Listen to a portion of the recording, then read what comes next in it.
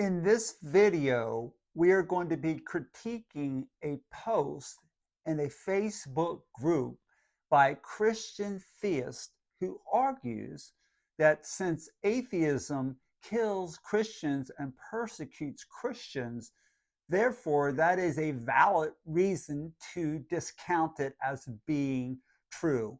Now, normally I would just pass over something this I consider almost silly. I'm not saying it's silly, but it's almost silly.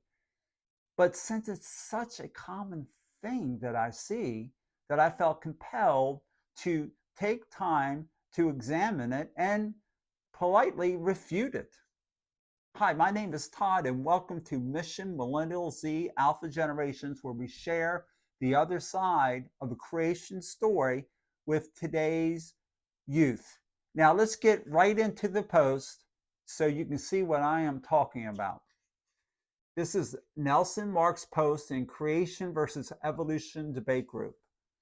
And he states here, in 1793, Christianity was outlawed, atheism was promoted, and the Bible was banned. However, as God declares in Revelation 11, his word would come back to life. In 1804 and 1816, the Bible was restored and many people lost their lives in the process. Yet another reason why atheism should be rejected, because it has been the source of promoting selfish ideologies and bloodshed. Okay, now, Mike, the immediate question that comes up in my mind, has Christian theists been known in the past, even during the times of the French Revolution, which is what it's being talked about here in 1793, where they were forbidding Christianity or trying to wipe Christianity out. But were Christians known even during this time, the 16, 17, 1800s, to be persecuting other people with selfish ideologies and bloodshed? Well, one reader here comments and sort of like blows this argument out of the water with one statement. Martin Redwood said, "Now post about the Inquisition." Very good, Martin. My point exactly. The Catholic Inquisitions killed, raped, and murdered thousands of Jews and other people they deemed infidels. So there's some glaring hypocrisy here, and that's where we got to be careful of. I'm not saying Nelson's a bad guy. I'm just thinking he was naive to make this post. And Jason Hudsacker says, "Oh my God, far more people have been killed, subjugated, and murdered in the name of religion, particularly Jesus, than in any other." Well, let's just say this is true, which it isn't. I'll get to that in a minute.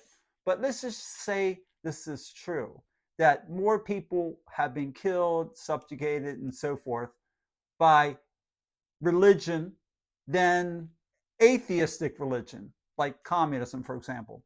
Let's just say that were true. What would that prove? There are theists who disavow everything, all religion, all atheism.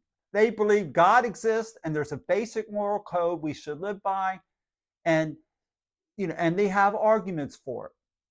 Why would this disprove theism in and of itself? It doesn't. The sword cuts both ways. And then Craig, I think he's trying to make a point here. He didn't word it well. The complete lack of self-awareness is staggering. I don't know about self-awareness, but history awareness, I would say. It is staggering to me. Now, I want to make a few final thoughts about this. The first point I want to make is this. Atheists who kill people are far less hypocritical than Christians who kill people. Jesus said so himself. He told the religious leaders of his day, "You are guilty of a greater sin in killing me than even the Romans." The Romans didn't have a objective moral standard that they went by. the Jews did. He holds religious folk to a higher standard. So that's something we should take under consideration.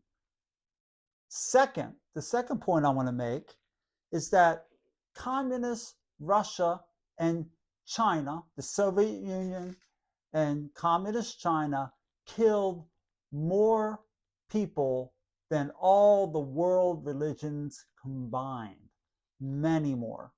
But does that prove that Christianity is true or theism is true? No, not at all.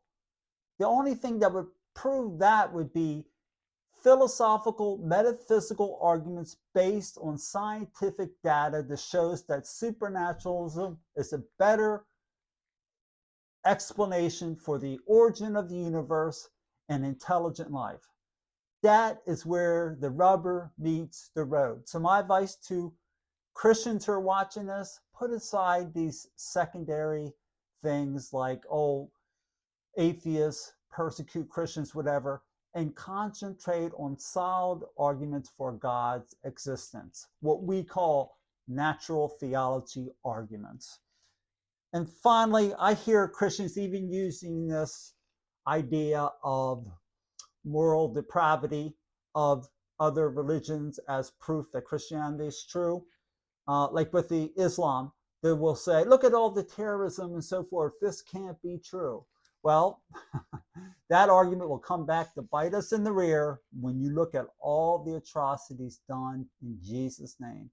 Of course, Jesus predicted there would be false believers, false Christians who would be doing these things. So that comes to as no surprise to God. So Jesus predicted it, we see it, and we should expect it, unfortunately, in this fallen world. But concentrate on that which is positive. And those are the arguments for God and Christ. I'll leave you with that. Thank you for listening. If you like this video, please hit the like button and subscribe if you haven't, and we'll see you in the next video. Bye-bye.